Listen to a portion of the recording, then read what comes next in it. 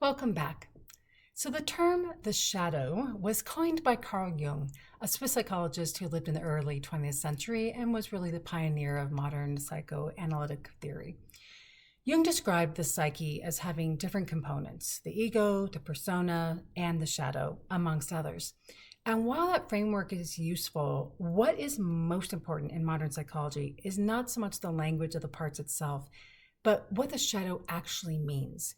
And if you're here, you are probably really interested in self-transformation, self-healing, and making the unconscious conscious, which was the foundational pedagogy of all of Jung's work.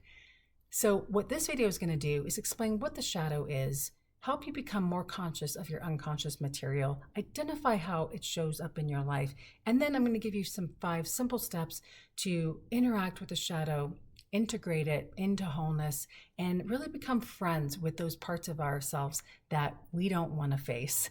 We all have them. Hi, I'm Amy Rose White. I'm an integrative psychotherapist and astrologer making videos on self-healing tools. Please see the description below for my free nervous system guide and resources on my website and a link on how to work with me as well. So a lot of people think the shadow is our dark side. And yes, it can be. But more accurately, the shadow is anything inside of us that is denied, unacknowledged, repressed, disowned, or unmet within us. And this is important. This includes not only, most people don't realize this, our anger, jealousy, rage, selfishness, or narcissism, but also our creativity, our spontaneity, our confidence, and our power, and even our joy. Very often, our strengths actually become shadow material because at some point in childhood, it just wasn't safe to express them.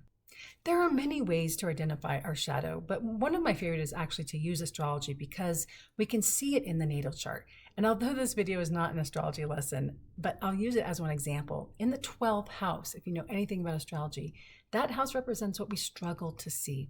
It's hidden, it's unconscious material. It's where a lot of unresolved karma happens and it's intrapsychic. And I'll often see people with a lot of 12th house placements, meaning planets or points, carrying significant shadow material, which is basically what they can't see that most people can. So for example, someone might be close friends with a person who's clearly manipulative or harmful, and everyone in their friend circle can see that, but they can't. That is shadow. There's something blocking them from identifying the truth there. And here's the thing, we all have that. Everyone has a 12th house and everyone has denied, unrecognized, unconscious shadow material. So the reason why this is so important to acknowledge and explore in our healing path is because what is not faced within us tends to run our lives from the background.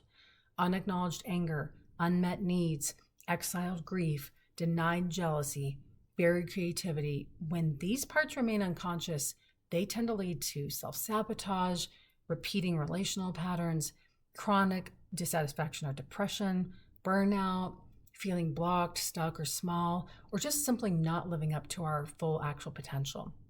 Shadow material limits the abundance, clarity, intimacy, and magnitude with which we can shine our light in the world. And it also keeps us from facing some of the behaviors that we engage in that hurt the people that we love. So what shadow work is not is, it's not about getting rid of parts of yourself. That is absolutely not the goal. The goal is integration. So to bring compassion, understanding, and wholeness to the psyche so that we're no longer fragmented, disembodied, or at war with ourselves. In shamanic terms, shadow work is essentially soul retrieval, bringing back parts that were exiled for survival. In internal family systems or parts work, we might call these literal exiles or sometimes basement children. And remember that one of the most overlooked aspects of shadow work is what Jung called the golden shadow. Those are those positive traits that were disowned.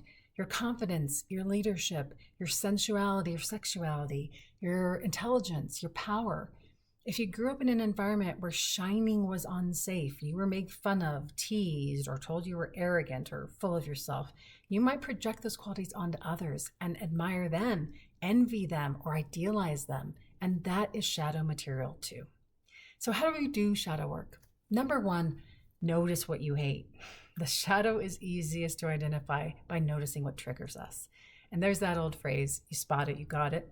Anytime we feel irritated, activated, judgmental, or just emotionally charged by someone else, pause. Write down or mentally note what qualities we see in them. That might be a politician, a family member, a client, a stranger online. Then we breathe. We might even do some bilateral tapping. We make a room through grounding the nervous system for the possibility that we too have the capacity for those similar traits. Not because we are that person, but because we're human, and all human beings contain all human potentials. Step 2, after you notice that quality, you still might not like finding this in you, see if you can locate that resistance in the body. Locate it somatically. Where does it live? Do you feel a sense of fear of being arrogant or conceited in your chest, your throat, your belly, your jaw? Are you afraid someone will see you as jealous somewhere in your back? Try to see it, imagine it as an image, a shape, a color, or even a character. And then say, if you can make contact with it in the body and see it in your mind, I see you. Notice what happens. Identify the emotional tone. Is it scared? Is it that part raging, frozen, ashamed? Then we say, I feel you. See you and I feel you. Step 3, and this is the part that people resist the most, we want to bring love to that aspect of us that we want to deny. I love you. I love you, arrogance. I love you, my jealous heart. And then you belong here. You're invoking your highest self here, your grounded, regulated, compassionate adult self.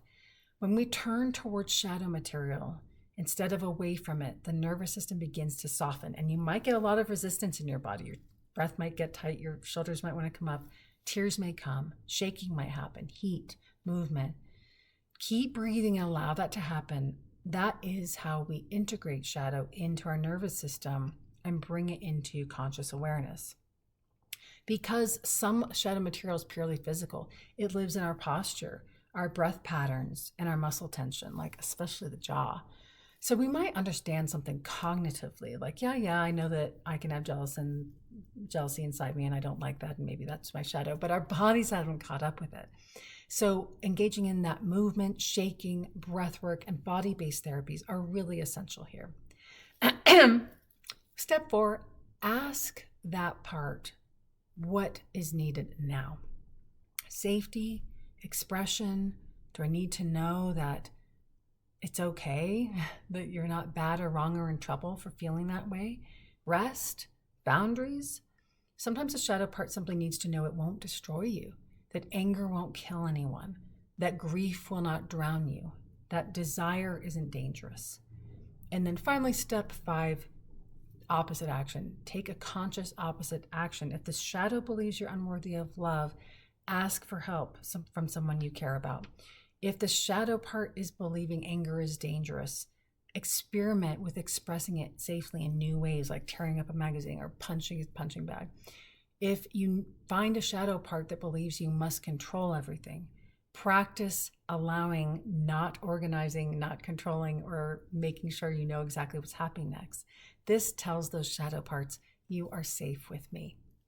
So again, shadow work is not about fixing yourself. It's about coming home to ourselves and finding what was lost, reclaiming what was disowned, learning to live as a whole integrated human being, and loving all parts of us, even those parts we think we shouldn't have, because guess what? We all have all of them. And the more we can welcome them as friends, the more compassion we can actually extend to other people and their own shadow material. Thanks for being here. Thanks for hyping and sharing the video. I hope you enjoyed this playlist right up here, and I'll see you in the next one. Bye for now.